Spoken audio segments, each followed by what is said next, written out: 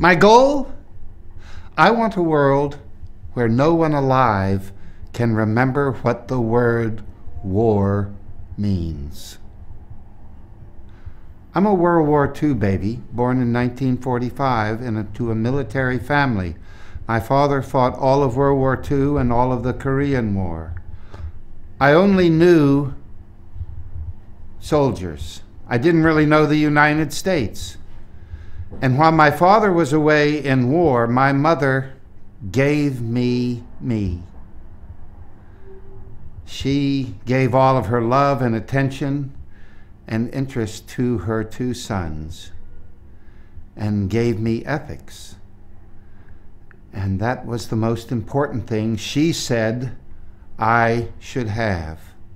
So, my father died when I was 16. It broke my heart.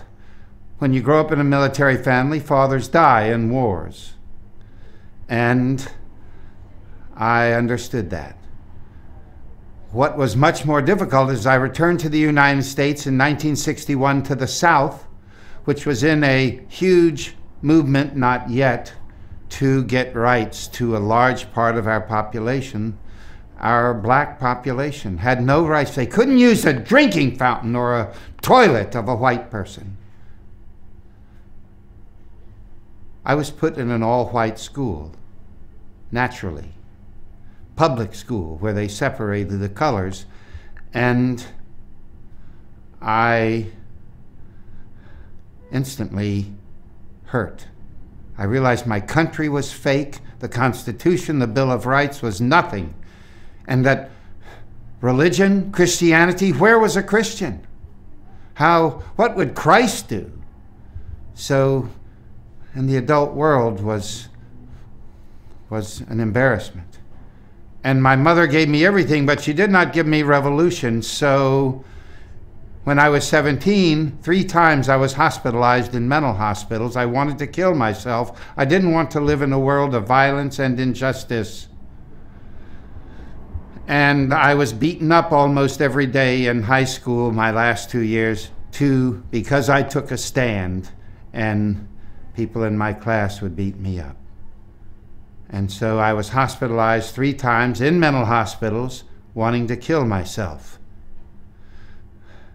I was placed on medication, meaningless psychotherapy, and between the second and third hospitalization, I was present in Washington, D.C. in 1963 of Martin Luther King's I Have a Dream speech, and there were 1 million people there, and they were saying change, and I heard that. And in the third hospital, lightning strikes and says, "You don't kill yourself, you dumbass. You make revolution." Revolution means change. And so I decided instantly to make a love revolution.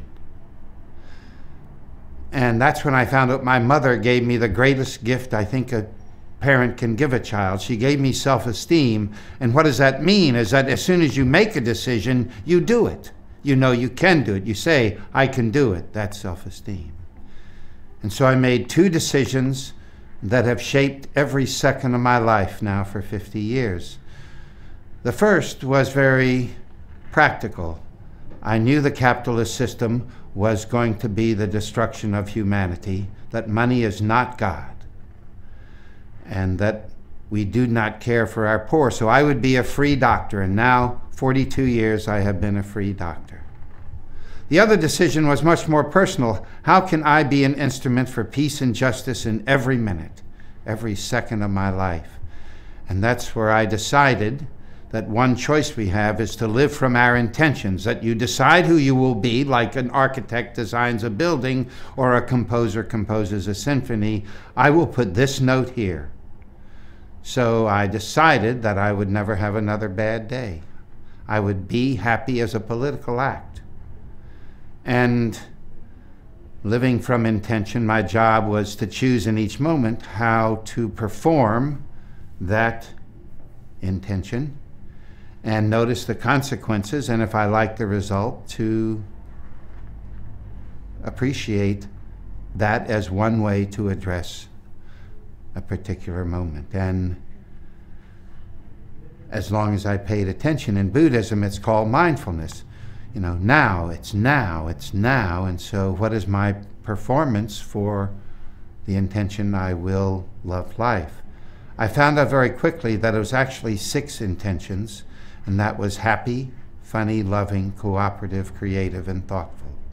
And that is how I feel. I've lived my life every second for 50 years, and it's been easy because I was deciding who I would be. Another thing I did at the same time that's really important, I don't think I've mentioned it, is I poetically say that I dove into the ocean of gratitude and never found the shore. I'm swimming thankful. I am swimming, I imagine I'm thankful for 10 billion things, and I'm ready to list them. And that gratitude is such an appreciation for life that everything else is small. I'm sorry for the nightmares, and I am crazy enough to think that in this love revolution are solutions to the problems. Because if I can reiterate what I said at the beginning, my goal is a world where no one alive can remember what the word war means. I've chosen to do that political action as a medical doctor and a clown. They actually are 2 faces of the same thing. So I started clowning as a kid because I was a skinny, nerd, dweeb, dork, sissy boy, and on military bases the other boys were manly men, and they picked on people like me. And I started to clown because I found out that the bully didn't hit their fool. And so it saved my life. But when I left the hospital, okay, there was on fire, and I was going to change the world, and I was going to be happy the rest of my life. I already was an extreme extrovert, so I decided that I would go and experiment with people. I spent 2 hours a day for 2 years, every day, calling up wrong numbers on the telephone to practice talking with people. And I would go spend 10 hours a week on elevators going up and down in crowded Washington, because once that door shuts, there they are, your people. And I would interact with them. I would be in different costumes. In those days, I didn't limit myself. I would just think up something and do it. On the elevator, for example, I would lay against the back wall and just see who gets on an elevator with a person laying against the back wall. And this was clowning, and I noticed what was really important in this time: a twinkle in the eye, a smile on the face, and a willingness to greet. That was clowning. And what you wrapped around it was your own moment. Then I started to, when our hospital closed in 1984, I wanted to do some work for peace and justice, so we started our clown trips. And I thought, I want to be one character, because all those other characters don't add up the way one character with a huge amount of experience can when you're with human suffering. And I thought, how do I make a large man that might be strange, soft, and harmless?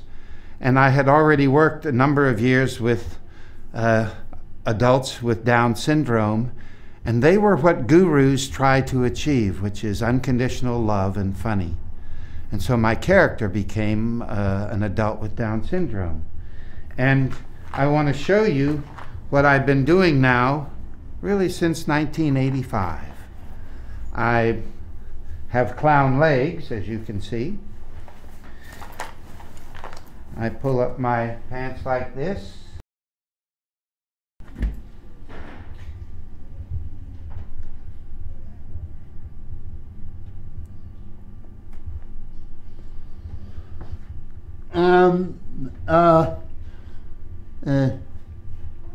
Fish. This is my friend. When I'm lonely, I'll hold the fish to me. Feel good. Yeah, I've gone all over the world with many war zones and refugee camps, and next month I'm going to Syrian refugee camps with my fish.